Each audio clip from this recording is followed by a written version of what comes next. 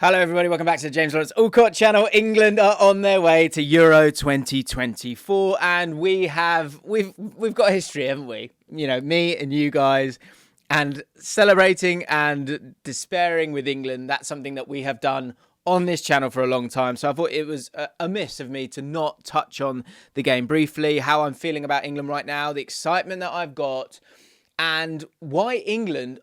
It's on. It's so on this time. Like, I think I've previously been very wary of saying we're going to win a tournament. We are going to win this tournament. I really believe that I think it's now. I really think it's now. And the reason I think it's now is for a few reasons. Because the England of 2018, of 2021, and of 2022 is not this England side. There are a few holes that you can pick upon. I get that. And I think there's some areas where there still has to be discussion. And I think the thing with England now is that everything's so great that people are just picking at it.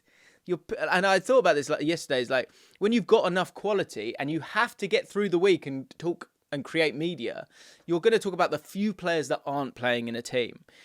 And I think every decision that Southgate makes, if you like it or you dislike it, and there's players in that team yesterday that I don't think I would have started, you cannot get away from the understanding of what he is trying to do.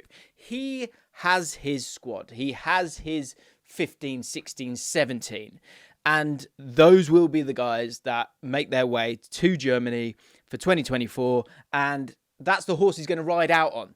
This is the last dance for Southgate. I think he knows that as well. And I think he knows it's the last dance for this group.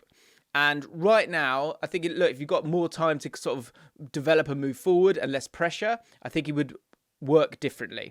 But that lineup yesterday, I think there's some sort of hot spots that you can talk about, which I think are really, really interesting, which I'll get to. But first of all, can we just talk about Jude Bellingham? Because I think this is the difference.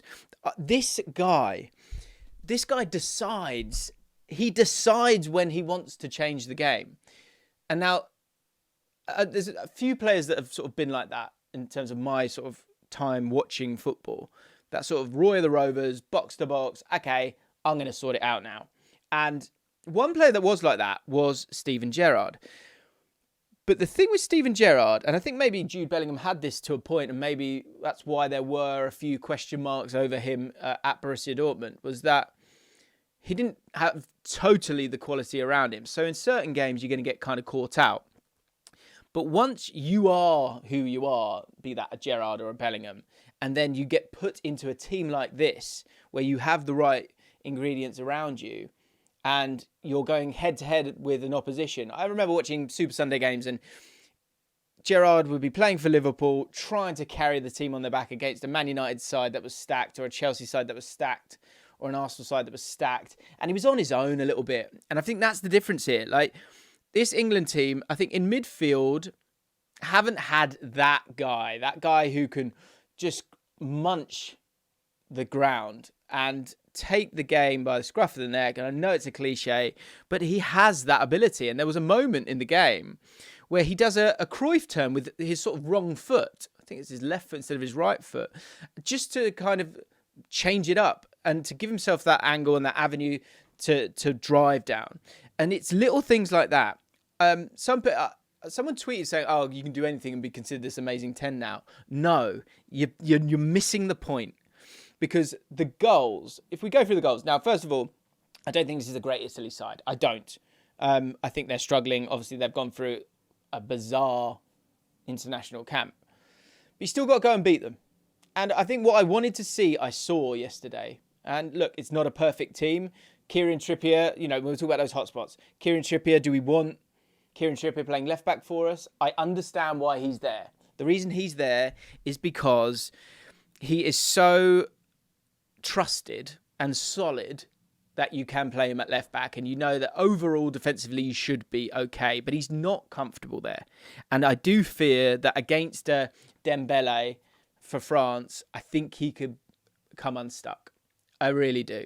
So we need to sort out that left side. You need to have Shaw fit, ideally. Chilwell fit, ideally. I think Luke Shaw comes into this team, of course, and goes and plays in that role. Him and Marcus Rashford played together for years. I think that really takes us up a notch, which is exciting. But the reason he's got Kieran Trippier in that team, and if you want to pick at it and pull at it, you go, oh, hang on, why are we playing so many right backs? You're doing it because you've got a trusted, experienced player who will not let you down. And I think in those areas where he hasn't got those world-class players available to him, that's what he's going to do. And so you move into midfield, and I spoke about this in my England Euro squad video, and look, that might change. I don't think I put Reece James in that squad, and he looks like he's going to be fit soon. So go check out that video. I'd love to know your squad. But when you look at the squad, the midfield area, again, you know that Jude Bellingham is playing in this team. You know that Declan Rice is going to be playing in this team. So this sort of, the Calvin Phillips problem, or the Henderson problem, it's one where I think Gallagher doesn't, he almost offers up too much energy right now. So you then look at someone like James Ward-Prowse. Does James Ward-Prowse have the same mobility and defensive capabilities as someone like Calvin Phillips? Like, I think what Southgate is doing there is, again, he's leaning on experience. He's leaning on this group that has served him. He's leaning on probably a conversation where he's had with Calvin Phillips, like, you're going to need to move in January. Because my dad made a good point to me, and he said there was a challenge. Like, Calvin Phillips could have got sent off in this game. And there was a challenge that he made where it was mistimed. And the reason it was mistimed is because he's not playing football. Or you could certainly go towards that. It was a tackle that he didn't need to make, but he thought he could make and could get the ball. And that is something that you should be a little bit concerned about, I think. Time might change things as well. There might be someone like Curtis Jones. But I think with Declan Rice and Calvin Phillips, Declan Rice and Jude Bellingham are definitely the two, right? So you're looking for that third guy to sort of work around it. And there's not a long list of midfielders. So he's, sticking with Calvin Phillips right now. Harry Maguire, again, it's an experience thing. Do I totally agree with it? No. But I think, he's earned the right at this stage to play who he wants. And I think he's going to, as I say, he's going to sort of die on that horse. Is that a phrase? I feel like it is. What I think needs to be remembered in all of this is, again, this sort of like turning your nose up at qualification. We should qualify. We should absolutely qualify from every tournament. But let's enjoy this. Let's enjoy the fact that with 2 games to spare, in a group that has England, who were in the last Euros, Ukraine, who were in the last Euros and made it out their group, Italy, who won the last Euros, North Macedonia, the 4th of the 5 teams in this group, they were in the last Euros. This is a very, very difficult group that we have managed fantastically, conceding 3 goals, scoring 19, and with 2 games to spare, we are there.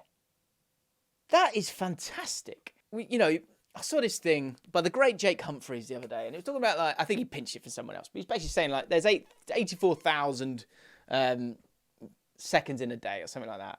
So if you have a bad 20 seconds, why would you allow that to hurt your day? Because if you put it into a bank account and you had £84,000 and you lost 10 quid, why would you get annoyed about that? And I think that's the thing with England here, right? There has to be discourse. There has to be conversation. And can he do it? Can he not do it? I get it, right? But it's a fallacy. He's done a solid job here. He's brought through a generation. Should we be getting through the group? Absolutely. And are we in good shape? I think we are in good shape with the players that we've got right now. I thought we did well. I thought we went through the gears. I thought the pitch was a mess. But I thought, Jude Bellingham, let's get back to that. Because, again, you are missing the point if you are thinking that he's not got the flicks and the tricks. It's not about that, you donut, right? The goals. First of all, it's his drive and desire. And also, this is an ability. Now, people won't understand this. But this is an ability, right? Some players just come out with the ball. And anyone who's played Sunday League or any level of football will know and will be able to think of a player that you go into attack with them and they always come out with the ball. And we've got 2 of them in Declan Rice and Jude Bellingham. But to have a guy who's a 10 doing that is absolutely phenomenal, right? So the first goal, it's about him going, right, let me solve this. Let me drive. Just sit still and pop it, and let's be patient. Let me affect the game. And he wins that. Penalty. His personality is one for another video, because I love the character in him, the fun that he's having with this as well, right? He was celebrating more than anyone when they qualified at the end. He goes over to take a corner and has a look at the Italy fans. He's the one getting the crowd going as well. Incredible personality. But the second goal, and obviously their goal is terrible. I think Declan Rice has some blame to take. I think there's a lack of communication there, and I just think it's poor all round. But the second goal, Jude Bellingham, who's the 10, wins the tackle by having an awareness and understanding of, okay, the ball's going to go there. And this is what's being missed here, I think, with the vision of this guy in terms of understanding the steps of the game. He does that. He then knows that Foden's got the ball and he needs an outlet, but he also knows there's a defender that's coming. So when he makes the angle so that Foden can find him. Wonderful feat from Foden. And then Bellingham is able to get ahead of him. And then he surveys the situation. And he knows that Rashford's on his left-hand side. He also knows that Rashford loves to cut onto his right foot and put it in. And he also knows that he wants to displace those defenders. And so he plays that ball to Rashford and makes this sacrificial run. And it's not even sacrificial, it's an assist. That goal comes from that run. And you put all those bits together in a 20-second period, the guy's a joke. The guy's so special. And that's why it's different this time. If he, touching every piece of wood near me, if he is fit, firing and fresh, it's bloody on its way. I am telling you. Last thing I want to touch on, because I think this is really interesting. Harry Kane. Great goal from him. Wanted the contact, didn't he? Sneaks through, knows he hasn't got the pace. So he allows that defender to make his way to him. And then so that he can keep it at arm's length. Great understanding of your body and the situation, but also a world-class goalkeeper in front of you, and then he just pops it home. Unbelievable. What a striker. But what I found really interesting is another thing someone said to me yesterday. Hugh Woozencroft, who's a good friend of mine, and he said, can you look into this? And I thought, yeah, okay, I can look into this. And what he wanted me to look into was Harry Kane, because he looks rejuvenated. And we were thinking, why is that? So first of all, I think there's a release of pressure, right? A release of stress, a release of spotlight. You're also playing, you're scoring goals. And if we have a look at his stats here, above my head here, you've got him playing in the Bundesliga right now. And have a quick look at his heat map. We'll have another look at this in a second, right? So you see his heat map there. Very clear positions that he's taking up because they've got the ball all the time. He started 7 games. He scored 8 goals. He's having a great time. But in particular, if you can see my mouse, look at the focus here.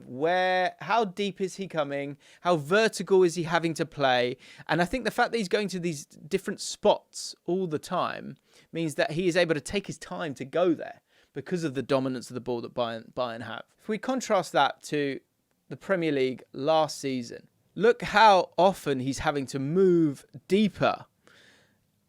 It's so stark for me. He is working, and again, if you think about how Tottenham played last season, often they would have been deeper, and often they would have played in the counter-attack. That means 2 things. 1, Harry Kane is isolated. 2, he has to play in transition, at intensity. And those 2 things are knackering, I think. Then you have the weight of being Tottenham's guy, the weight of being the sole burden for the goals and there not being many goals elsewhere. All of that put together makes me think, and you add the fact that he is playing in Germany. So all of these grounds that he'll be going to, now he's not going to be worried about playing in these stadiums, but he will have already scored in the bulk of these stadiums when we get into the tournament. So what I'm trying to say is we're winning it. We're winning it, guys. It's happening. I am so certain that extra piece of Jude Bellingham, an older Declan Rice, a more well-rounded Declan Rice. Yes, I'm a little bit concerned about the centre-back positions, but John Stones is a world-class centre-back. We have world-class right-backs. We have world-class right-back options if we need more attacking threat. We have a Phil Foden that is an important part of Man City these days. We have Marcus Rashford, who is a man. We have so many options. So if this is the time, let's enjoy it, man. And I know I say this every single time, but I will be enjoying it. I will be not picking apart a draw over the games that we've played here, when we have got ourselves 16 points in a very difficult group. Context is everything, people. But I don't care about context when it means we're winning the tournament. All right? Have a great day. Come on, England. Woo! If anyone's got tickets or accommodation in Germany,